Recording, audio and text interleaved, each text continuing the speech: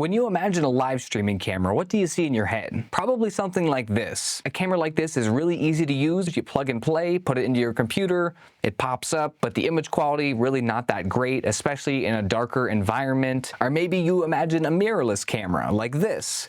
These kind of cameras, a lot more expensive, like a $2,500 camera versus a $100 camera we're talking about here. The thing about this kind of camera though is it's meant for regular video production, so there's a lot of workarounds in order to use it for live streaming. What if there was something in between, something that gets you good image quality but isn't super expensive and doesn't require a bunch of workarounds? That's where the Obsbot Tail Air comes in. This is a 4K capable PTZ or pan tilt zoom camera, so you can adjust your framing remotely either with the app or with the Obsbot Tail Air remote. And not only can it do live streaming extremely well, but it also has a micro SD card slot, so you can do 4K backups of your live streams directly onto the camera, but you can also just use it as a regular video camera as well. So I know there's a lot of creators out there that live streaming is very important to what they do, but they might want to also have a camera that can record internally and do regular kinds of videos, and maybe has like subject tracking, like human subject tracking like this camera has.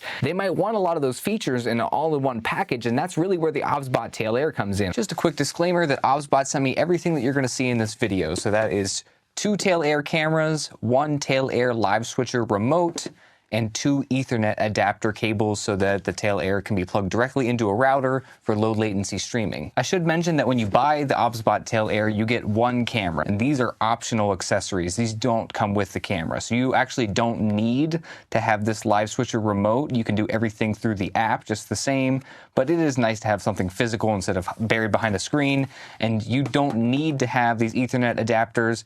The Obsbot can actually stream via Wi-Fi or even cell service if you're using the Obsbot Live app. I like that they come with their own little pouches that's pretty self-contained. The only thing that doesn't fit in the pouches is the Ethernet adapter cords. This is what the Ethernet cords look like. I'll just take a look at one of them. You have a USB-C in to the USB-C port on the Tail Air, and on this end you have a USB-C and an Ethernet. So this is to power the camera. You can simultaneously power it and run Ethernet through it with this single cable. If we open this up, this is what you get. I put masking tape on top of my Tail Airs. I put a 1 on this one and a 2 on the one filming, just because I don't want to get them mixed up. I want to be able to easily tell. And I named this Obsbot 1 and I named this Obsbot 2 in the app, so it was easy to tell which one I'm using, what I'm connecting to. It's maybe not the most elegant looking solution, but it works. Of course, you get the Tail Air in the pouch itself. They give you a USB-C cord, so if you want to power it or just run it into a computer using the USB-C, you got that. And this is one of the coolest little accessories here. This is just a USB-C splitter. Because you have one USB-C port on the Tail Air, that doesn't really limit you. You use this splitter, and you can run the video out into your computer, and you can power it both through this. They also give you a little USB-C to regular USB adapter. If you had to plug this cord into your computer and you didn't have USB-C ports, I guess that's what that would be for. And the other thing that I like is that you can put the Tail Air in here, it holds it steady, and even the remote, so this is the optional remote, you can do a lot of controls you can do with the app on this. Once you make sure the remote is switched to off so it doesn't accidentally get activated or any buttons switched, you can go ahead and put it into the Tail Air pouch. It's a little bit tighter, you have to kind of finagle it. So you can fit the remote in there. It does add a little bit of extra pressure, so you have to be careful with the zipper. I can easily fit both of these into a camera bag. The really nice thing about these is that you can do live streams over wireless networks, even cellular data or mobile hotspots. The one shoot that I did with this, I filmed an a cappella group. It was just a simple wide camera set up with the Obsbot Tail Air. Not only was able to run audio directly into the camera to get the full quality sound into the 3.5mm mic jack port, but I was also able to send the stream to YouTube with a wireless hotspot. Mysterious as the dark side of ya. Mysterious as the dark side of I'm just going to go ahead and turn it on now. You hold down the power button on the back. You have to hold it down for long enough and you see all those light up. So it doesn't get accidentally turned on, I think is the reason for that feature. It has a 2-axis gimbal for panning and tilting to smooth out movements if you accidentally bump a tripod or something. I really wouldn't recommend it for like vlogging and hand holding this and vlogging yourself. It doesn't have rotation stabilization, so if you were going to try hand holding this camera instead of putting it on a tripod, you want to make sure you're not tilting it like that because it doesn't have a stabilization motor for that. So we're on the Obsbot tail air right now. I just started recording from the app in my pocket, and I can check my exposure, make sure it's good. I have it manually exposed, manual white balance, everything manual, but obviously autofocus, and there's AI auto tracking for human subjects. So as I move down this log, this should be a pretty cool shot where the camera continues to track me. If I jump off, it should keep me pretty well framed, right about in the middle of the frame. Another thing that we're testing right now is I have a lav mic on, and it's being sent from the mic pack on me to the receiver, which is plugged into the 3.5 millimeter mic jack on the tail air. So it should be giving me crystal clear audio. There's a couple other workarounds that I'm working with right now. The tail air has about a battery that'll last maybe about 90 minutes. To get around that, I have a USB-C power bank, very elegantly taped to my tripod with gaff tape, and a little coiled cord going directly into the Obsbot tail air, so that's never going to run out of power. Don't need to worry about that. And I also have a monitor. It has a micro HDMI port in the tail air, so I have a monitor going directly into it because obviously the tail air doesn't have a screen. So whenever I don't feel like whipping my phone out and looking like this on the camera, I can still see that things are going properly with just a quick glance to the monitor. Probably the coolest feature that this camera has is the AI subject tracking. If you're like me, you're tired of hearing about AI everything, but this is actually pretty cool. It has human subject tracking, animal subject tracking, and even object subject tracking if you just draw a box around it in the Obsbot Start app. It's pretty unique. If you're just a one-man band content creator and you don't have a camera person, this really acts like a camera person for you and just follows you around. It also has hand gestures. You just hold your hand up like this to start human subject tracking. So it should follow me around now. You can kind of start seeing my setup that's just out of frame. If I go up, if I go down, it should keep me basically in the center of the frame. You also just hold your hand again to stop subject tracking. So I'm recording right now, but if I want to stop recording, I'm just going to go like this. And then if I want the camera to zoom in, I just go like this. And if I wanted to zoom back out, I just do that one more time. There's also a dynamic zoom, so if I put my hands like this, and then I slowly go like that, I can adjust the frame.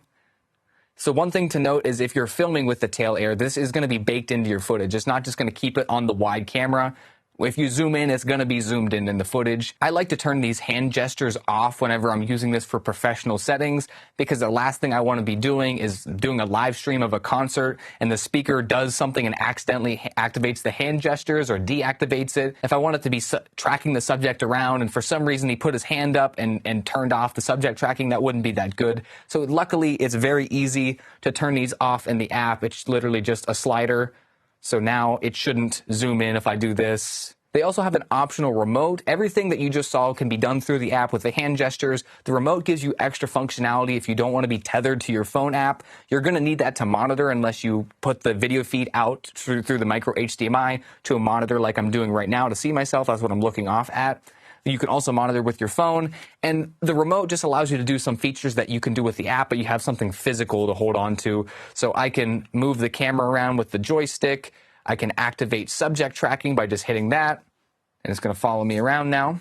There's also a zoom rocker here on the side, so if I want to zoom it in and out, it's a little bit more precise than trying to use the app. And one of my favorite things is the points. So the same thing, this can all be done through the app, but I'm just going to show you with the remote here. See if we can get this to focus. So there is 3 points here, point 1, point 2, point 3. So I'm going to activate subject tracking right now, and I'm going to head back here. So if I stand right here, I did not set up the lights to be lit right here. I'm going to set this as point 1. I'm going to hit P1 and hold that down right now. So this is now set as point 1, and I'm going to come back to my seat. It's going to track me down. Come on. Sometimes you can adjust the framing, so right now, it's in the default settings where it just kind of keeps you in the smack dab in the middle of the scene. You can adjust it so it has less headroom and more nose room, whatever you want to do. But right now, I just have it on the default settings. So I'm going to set this as point 2, hold down P2. So now if I hit point 1, it's going to go back over to where I was before. If I hit point 2, it's going to quickly come back to here. This is going to be a very useful feature. Say if you're doing, like I've just talked about earlier, a keynote speech, and you have it AI tracking the speaker around, and then they say something that the audience loves, so you just go over to the audience shot. Say you could have this set on the audience, you can go back to the speaker. This is just very useful. It adds a lot of extra functionality instead of me manually trying to do it with the remote every time. that would be, it's less precise. I'm going to be doing fine-tuning movements. Just point 1, point 2. Like I said, the remote is an optional accessory. You can do all these things through the Obsbot Live app or the Obsbot Start app, or depending if you're live streaming or just filming. But the remote is necessary if you're going to use the camera in UVC mode. So if I plug this camera into OBS Studio, not Obsbot, OBS, they are different companies, either through USB-C or through the HDMI, if that's tethered to the computer, you're going to need to be in UVC mode, and that makes it so you cannot use the apps. If you're in UVC mode, that is just like a regular webcam sort of thing. And in that case, you're going to need to have the remote if you want to do, move the camera around, activate subject tracking. That is necessary. So the remote is necessary if you're not using the Obsbot proprietary apps. And also you cannot record internally in UVC mode. So overall, this camera is very exciting. It's very feature rich. It's great for content creators who do live streaming, or even if you don't do live streaming and you just want an easy to use camera. Here's my list of things that I think this camera could be improved upon. I really wish it had a screen on the camera, even a really tiny screen like a DJI Pocket 3. That would be useful just to be able to see what's going on, that is well exposed, that everything's working properly. You do have to use the app to see what the camera is outputting, or have it with a monitor, which is a lot more cumbersome. And also the micro SD card slot is pretty difficult to access. You're going to need a long fingernail. It's pretty recessed in there.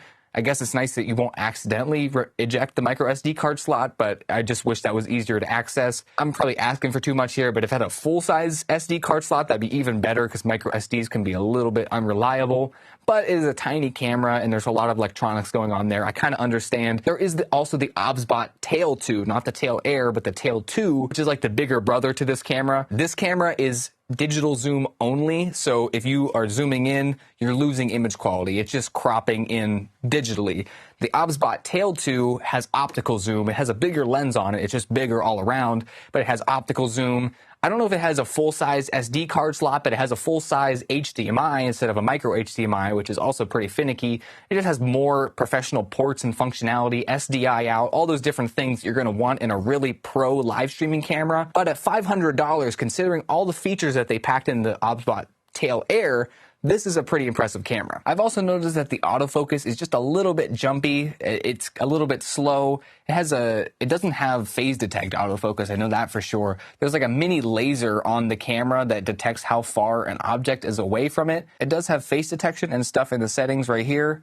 Face autofocus, you can turn that on and off. Face auto exposure, right now I have in manual settings. This video has been mainly about the recording features of the Obsbot Tail Air and using it with the Obsbot Start app. So if you want to know more about the live stream specific features, using multiple Obsbot Tail Airs for multicam live streams with the Obsbot Live app, that video will be coming soon. Stay tuned, subscribe if you want to be notified when it comes out, and I hope to see you in that video, guys. Peace.